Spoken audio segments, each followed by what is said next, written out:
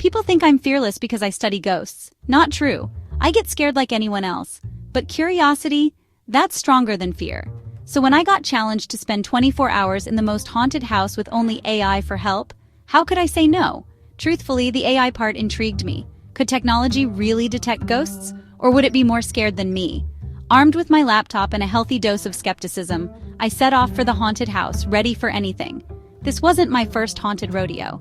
I'd investigated creaky old prisons and spooky graveyards before. But this house, it felt different, colder, like something was watching me.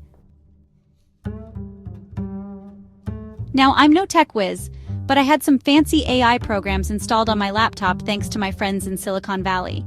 One program listened for strange noises, analyzing them for anything unusual. Another one used the laptop's camera to detect movement, even in the dark. I named the voice analyzer Vincent, after Price of course, and the movement tracker Spooky. Silly maybe, but it helped me feel less alone. I set up my equipment in the living room, the heart of the supposedly haunted house. Vincent hummed to life, analyzing the ambient sounds of the house. Spooky scanned the room, its digital eye blinking. So far nothing, but the night was young. The house on Harbinger Lane was the stuff of local legends. Built in the 1800s, it had seen its share of tragedies, a family lost in a fire, a heartbroken lover's suicide. People whispered about cold spots, disembodied voices, and objects moving on their own. The air inside was heavy with the scent of dust and decay. Cobwebs clung to every corner, and the furniture was draped in dusty sheets. Shadows danced on the walls as the wind rattled the windows.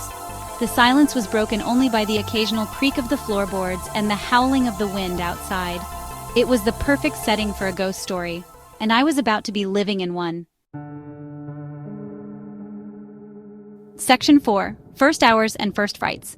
The first few hours were uneventful. Vincent picked up the occasional creak or groan, but nothing out of the ordinary for an old house. Spooky, too, remained silent, its thermal imaging showing only the expected heat signatures from me and the laptop. I was starting to feel a little silly, surrounded by all this technology yet finding nothing unusual. Maybe this haunted house was all hype.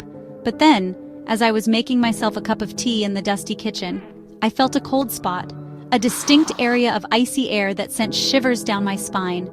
I whirled around, but there was nothing there. Section 5. Is someone in the kitchen with me? Vincent, I whispered, my heart pounding. Did you hear that? Vincent, bless his digital heart, was no help. No unusual sounds detected, he replied in his monotone voice. Spooky, however, seemed to have picked up something. Its thermal imaging flickered, and for a moment I thought I saw a faint heat signature near the doorway. But it was gone as quickly as it appeared.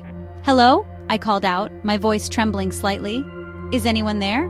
Only silence answered me. I quickly finished making my tea, feeling goosebumps prickle my skin. The kitchen, once a place of warmth and comfort, now felt oppressive, filled with unseen eyes. Section 6. The AI hears a whisper. Back in the living room, I decided to review the audio and visual data that Vincent and Spooky had collected. Maybe I had missed something. As I listened to the audio playback, I noticed a faint sound, almost drowned out by the background noise. A whisper, so soft that it was barely audible. Vincent, I said, isolate that sound and analyze it. Vincent, ever the obedient assistant, complied. After a moment of processing, he said, sound analysis indicates a human voice, female, whispering the words, "Get out."